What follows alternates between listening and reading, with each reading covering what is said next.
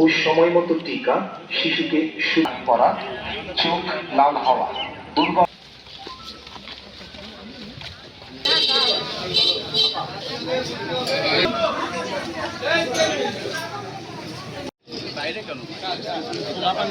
আমাদের আউটডোরে হসপিটাল ইনডোরে যে রোগীগুলো ভর্তি হচ্ছে ম্যাক্সিমামই জ্বর এবং জ্বরের পরে র্যাশ, কিন্তু আমাদের এইটুকু বুঝতে হবে যে জ্বরের পরে যদি র্যাশ অ্যাপিয়ার করে অর্থাৎ গায়ে যদি দানা ওঠে, সব দানাই কিন্তু হাম না। হামের কিছু ক্যারেক্টারিস্টিক ফিচার আছে, যেমন হাম আক্রান্ত যে বাচ্চা থাকে তাদের সাধারণত 3 দিন 4 দিন প্রচন্ড পরিমাণ জ্বর থাকে এবং চতুর্থ দিনে তাদের শরীরে দানা ওঠে এবং দানার একটা ক্যারেক্টারিস্টিক ফিচার আছে। প্রথম যে দানাগুলা সেটা সাধারণত কানের পিছন থেকে ওঠে, মাথা থেকে শুরু করে নিচের দিকে এক্সট্রিমিটিতে এভাবে আস্তে আস্তে ডিস্ট্রিবিউট হতে থাকে এবং সাধারণত 4 থেকে 5 দিন এই র্যাশগুলা থাকে, এর মধ্যেই এগুলা গায়েব হয়ে যায় বা চলে যায়।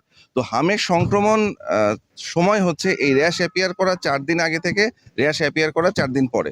আমরা খুব যে বেশি রোগী পাচ্ছি তা নয়, প্রতিদিন 2-3 জন করে হামাক্রান্ত লক্ষণ নিয়ে আমাদের কাছে বাচ্চারা চিকিৎসার জন্য আসেন এবং এটা যারা আমাদের কাছে এ পর্যন্ত এসেছেন বা চিকিৎসাধীন আছেন তেমন কোনো জটিলতা তাদের মাঝে নাই।